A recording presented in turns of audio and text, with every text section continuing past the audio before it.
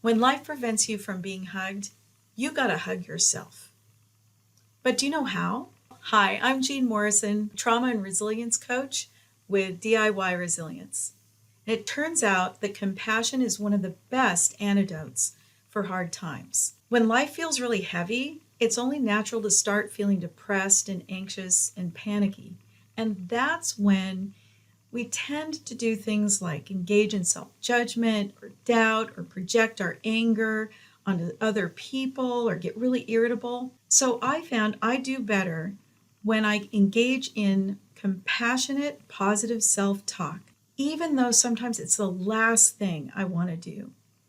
You know, sometimes we just get stuck in that feeling of self judgment, or we really want to hold on to that anger. But you can use compassion to counter the heavy weight that comes from feeling like your life is falling apart. You know, when you feel overwhelmed. And the first step to feeling better is to acknowledge what you can't control and to focus on what you can. Now, we can't feel good about the things that are going wrong in our life, the stuff that's out of our control.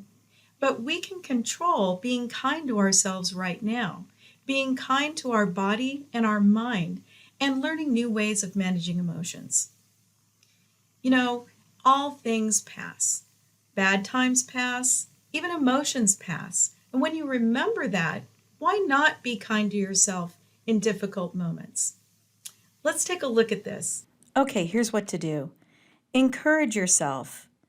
Acknowledge your strengths. Hey, I'm a kind person. I did a nice thing. Celebrate small successes. Why not pat yourself on the back for progress? Or give yourself an E for effort. Just write it on a big piece of paper and put it where you can see it after you've done something pretty hard. Treat yourself with kindness. Give yourself a hug. Wrap yourself in a furry blanket, something like that. Accept your flaws, limitations, and mistakes without judgment. That's the hard part sometimes, but you can do it. And remember to label and observe feelings without reacting to them or judging yourself about them. That just makes hard feelings worse. Look, more people than you know are really not good at compassion or self talk or being kind to themselves. This can be really hard, especially if you've experienced abuse, neglect, or trauma in your past.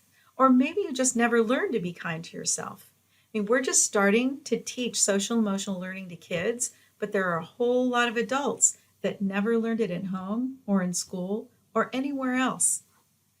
So if that's you, you might feel a little bit ridiculous or silly doing some positive self talk and being compassionate at first. But you can do it. It's a passing phase. You'll get through it. So here's one anecdote about the power of positive self talk and compassion. There's a famous psychiatrist named Viktor Frankl who survived the concentration camps of World War II. He said that it was key to surviving the worst of times by staying positively focused toward the future. That's how powerful positive self talk can be. You can do this. Go give yourself a hug, and I'll see you real soon.